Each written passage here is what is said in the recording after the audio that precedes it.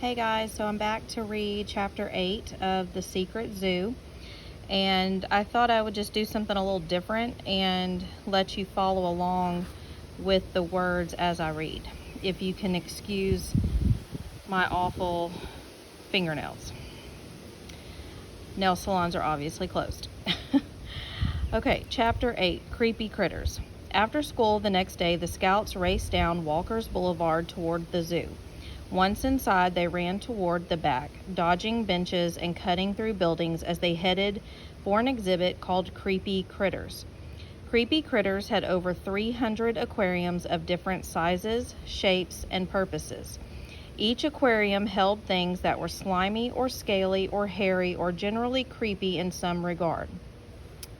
Things like snakes, lizards, spiders, fish, and even cockroaches as big and thick as adult thumbs. In no time, the scouts crossed the zoo and entered the exhibit. Creepy Critters had a bizarre design. The building seemed to be a hapless collection of zigzagging hallways. Aquariums were set in every wall, and it felt as if the building was made of giant glass bricks. The concrete spots between the aquariums were covered in fake slime, mold, webs, and cocoons. Plastic vines and goopy gunk dangled from the ceiling.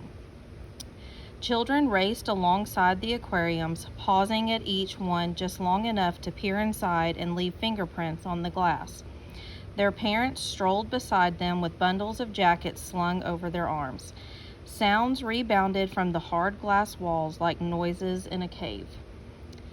The scouts found a spot on an open bench.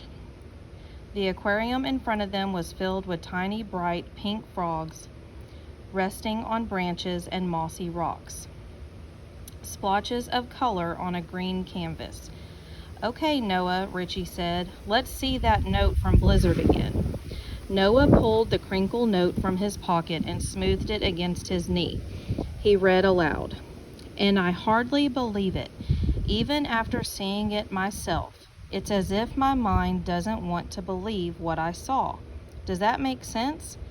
It makes sense when I write it, and I guess that's all that matters, but I wish I knew better words."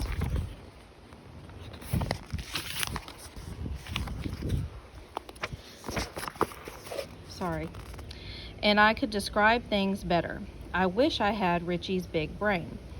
Finally, Richie said as he tapped his finger on the page, "A person who knows genius when she sees it." "Quiet, Richie," Ella said. "This is important." Noah turned the page over. "Anyway, none of that matters because I'll sort this out later. What matters is what I saw in the Creepy Critters today. There's an exhibit called the Chamber of Lights. It's at the end of a long hall. It's nothing but a dark room the size of a closet. There's a big aquarium in there filled with tiny fish. The fish are called flashlight fish, and they blink like fireflies. Today, I saw someone." The page ended. Noah stuffed the note back into his pocket. "Well," he said, "what do you guys make of that?" "Something important is obviously in that exhibit," Ella said. "But what?" Richie asked. "There's one way to find out," Noah said, rising to his feet. He was a single step down the hall when he stopped and fixed his eyes on the aquarium that housed the pink frogs. "Guys, look," he said. Lined up along the window, side by shiny pink side, the frogs were crowding the front of the aquarium. A few remained perched along the branches, but even those were staring directly at the scouts. Ella gasped an inch to the window, sliding the flats of her feet along the floor. Noah and Richie moved in behind her, each boy peering over one of her shoulders. The frogs began to hop. They sprang forward off their back legs and slid down the glass aquarium wall, exposing their bright pink underbellies and twiggy, outstretched legs. Their white eyes, like round Christmas tree bulbs, were locked on the scouts. "I don't believe this," Noah said, but deep inside he did believe this. In fact, after everything he'd been through, he almost expected this. "They see us," Richie said. "No," Ella said. "They know us." Ella was right. The animals, from Marlowe to Mr. Talltail to Blizzard to the pink frogs trapped in this tank, recognized Noah, Ella, and Richie. Noah didn't understand why or how, but he was certain that it had something to do with Megan. Ella reached out and touched the glass. The frogs leaped toward her fingertips. They seemed drawn to her to her hand the way scraps of steel are drawn to a magnet. She slid her fingertips along the glass and the frogs hopped toward them, climbing, rolling, and springing off one another. "No way," Noah said. The scene reminded him of a plasma ball, an extraordinary clear ball in which threads of lightning streaked toward the glass the second your fingertips touched the surface. Ella seemed to control the frogs just as a person could control those tiny strands of lightning. She yanked her hand off the glass and backed away. "What?" Richie asked. "What's wrong?" "We'd better not draw any attention to ourselves," Ella warned. "You're right," Noah said. "We don't need any attention, especially from creepy zoo workers." Richie nodded, and they walked deeper into the exhibit. A few minutes later, Ella pointed to a small room. It protruded out into the space of the hall, its one side flush with the wall of aquariums. The room had a single purpose: to provide a dark viewing area for the aquarium along its wall. The room looked out of place, juxtaposed with the aquarium set in the walls. "There," she said, "that's the Chamber of Lights." Richie and Noah nodded. The scouts knew the exhibit from previous visits. They turned, walked a third of the way down the hall, and stopped abruptly. Their eyes swelled. Richie's lips quivered.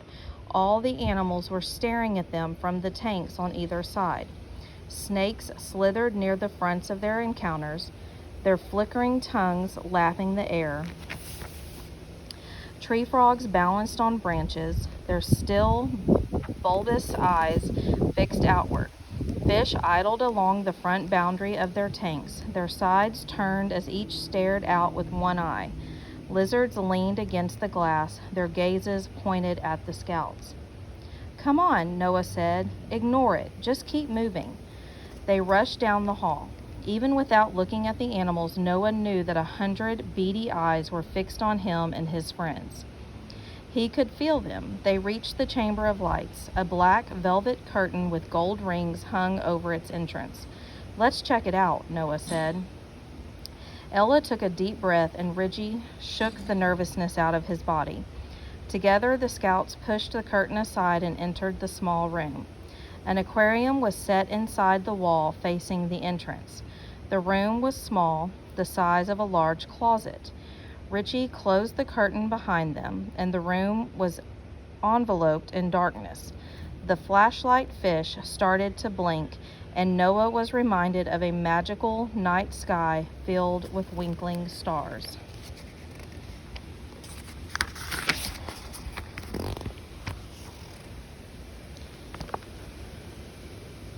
He tried to move around and realized how utterly dark the room was. "Richie," he said, "open the curtain." Richie threw back the curtain, and the darkness had died in a long shadow on the far side of the room. "Look around," Noah said. "See if you see anything." The walls and ceilings were draped in more black velvet fabric. Other than that, the room was simple and there was nothing unusual about the tank. "I don't see anything," Ella said. Noah slid his palms along the walls. "Something here grabbed Megan's attention," he said. "But what?" Richie asked. "Nothing is in here but fish." "Wait a minute," Ella said. The expression on her face changed several times as she rummaged through her thoughts. "I wonder if we're looking in the wrong place." "What?" Noah asked. "Megan specifically said Maybe she saw whatever she saw from outside this place, Ella said. Noah and Richie were quiet as they tried to grasp what she was getting at. Come on, Ella said, follow me. And that was exactly what Noah and Richie did.